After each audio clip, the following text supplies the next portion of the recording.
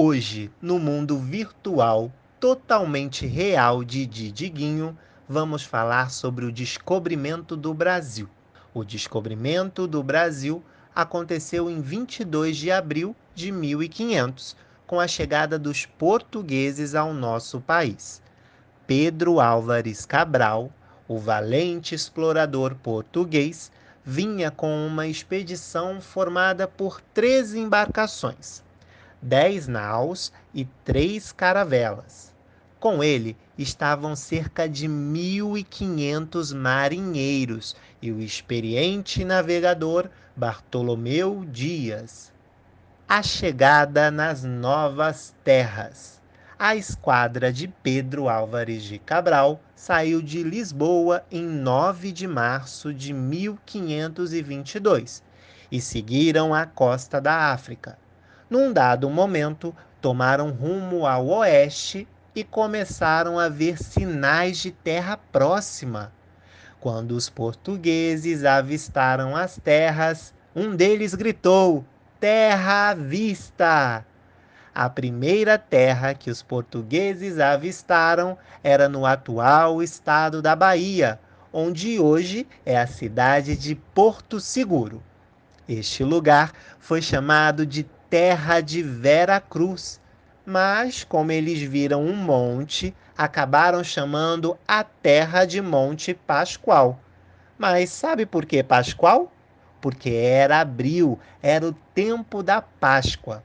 O nosso país recebeu o nome de Brasil por conta de uma madeira especial que havia aqui, o pau-brasil. A grande pergunta que podemos fazer é: o que os portugueses queriam aqui no Brasil? Por que eles saíram de tão longe? Uma questão que nos faz pensar como foi esse encontro entre os portugueses e os habitantes nativos, os índios. Preparado para saber tudinho sobre esse assunto? Então vamos lá! O encontro com os índios. Quando os portugueses desembarcaram aqui, eles encontraram os habitantes da terra e os chamaram de índios. Imagina só como foi esse encontro. As pessoas viviam aqui e tinham modos de vida bem diferentes, desde roupas, alimentação e o principal, a língua. Foi tudo muito complicado no começo, tanto para os índios quanto para os portugueses. Imagina que eles se estranhariam bastante. Inclusive, vários grupos ficaram receosos. A partir daí, nunca mais a vida dos nativos, os índios, e dos portugueses seriam a mesma. Uma pessoa que vinha junto da esquadra ficou encarregada de contar tudo como ele viu. Essa pessoa era o escrivão, chamado Pero Vaz de Caminha, que descreveu sobre o que via como a natureza do país, os animais, as frutas. Para ele, tudo aqui no Brasil era muito, muito distante da realidade de Portugal. Uma curiosidade: você sabia que o termo índio foi criado pelo navegador Cristóvão Colombo? Isso porque a ideia original era alcançar as Índias, que é do outro lado do oceano. Colombo sempre acreditou que havia chegado às Índias e, por isso, chamou os nativos do continente americano de índios. Agora, voltando ao Brasil, sabia que várias pessoas acreditavam que a esquadra se perdeu e por isso que eles chegaram aqui sem querer.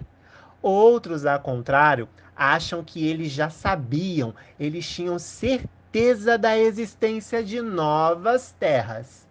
É algo para se pensar, não é mesmo? Mas afinal, qual foi a motivação dos portugueses? Uma questão importante é saber que os portugueses tinham objetivo claro de explorar novas terras, pois eles queriam conquistar mais territórios. buscar ouro e especiarias, como cravo, pimenta, canela e até converter pessoas para a religião católica. Você sabia que antes de vir ao Brasil, os portugueses já tinham ocupado alguns portos na África e as ilhas dos Açores e da Madeira no Oceano Atlântico? Pois bem, então a motivação dos portugueses era conquistar mais territórios. Então a ordem, né, a cronologia das navegações portuguesas foram: primeiro, os portugueses se lançaram ao mar para explorar novas terras. A cada aventura, eles faziam novos mapas, confirmavam informações e tentavam ir mais longe. Primeiro, eles ocuparam portos na África, depois no Oceano Atlântico. Depois eles contornaram a costa da África, atravessando o Cabo Bojador e foram construindo fortalezas no litoral. Também se fixaram em Cabo Verde. Conseguiram cruzar o temido Cabo das Tormentas em 1488 com Bartolomeu Dias. Essa viagem foi tão importante que desde esse momento o cabo mudou de nome e passou a se chamar Cabo da Boa Esperança. Vasco da Gama foi o primeiro a chegar até as Índias e ali trouxe a tão apreciadas especiarias. Mas você sabia? Uma curiosidade é saber que a Espanha, país vizinho de Portugal, tentava fazer o mesmo, ou seja, lançar-se ao mar para conquistar novas terras e enriquecer. Isso porque anos antes, Cristóvão Colombo chegou à América em 1492. Isso foi um passo super importante para eles terem certeza de que havia mais terras deste lado para conquistar. Então, Portugal e Espanha estavam sempre brigando para serem os maiores exploradores da época. Assim, para não entrar novamente em conflito com os reis da Espanha, os portugueses assinaram o Tratado de Tordesilhas em 1494. Este acordo foi muito importante, porque ele estabelecia que as terras encontradas a oeste pertenceriam aos espanhóis e as terras do leste pertenceriam aos portugueses. Este mapa que vocês estão vendo dá para entender melhor a divisão que foi feita para que ninguém ficasse insatisfeito. Mesmo com o estabelecimento desse tratado, ambos ainda continuaram brigando e não respeitando a divisão. Esse foi o período pré-colonial. Em 1530, quando Portugal envia expedições com o objetivo de estabelecer colonos e implementar uma administração colonial, o nome Estado do Brasil passa a ser oficial. Então, Portugal envia Martim Afonso de Souza como chefe de uma expedição colonizadora. Em 1532, o explorador recebeu a ordem vinda de Dom João III de implementar o sistema de capitanias hereditárias. O período colonial dura de 1530 até 1815. Em seguida, entramos no período imperial, que vai de 1822 até 1889, com a proclamação da República, e é dividido em 3 fases principais. O primeiro reinado, de 1822 a 1831. O período regencial, de 1831 a 1840, e o segundo reinado, que vai de 1840 até 1889. Embora desde 1815 que o Brasil tornara-se Reino de Portugal, como consequência direta da transferência da corte portuguesa para o Rio de Janeiro.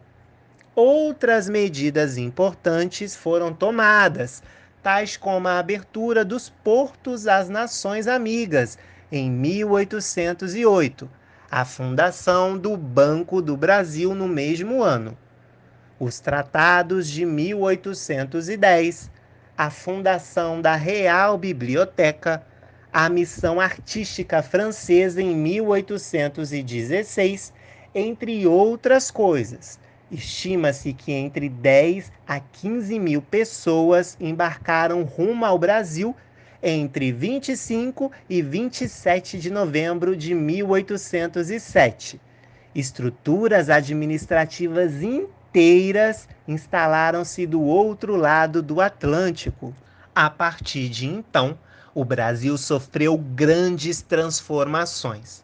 A ação dos militares comandados por Deodoro da Fonseca em 15 de novembro de 1889, na capital do antigo Império, deu origem ao período histórico também conhecido como Brasil República, que é o período em que estamos vivendo. Até hoje, esse é o período democrático mais duradouro de nossa história. O fim da monarquia foi resultado tanto da crise com a abolição da escravidão, quanto pela insatisfação das elites com o modelo político que existia desde a proclamação da independência.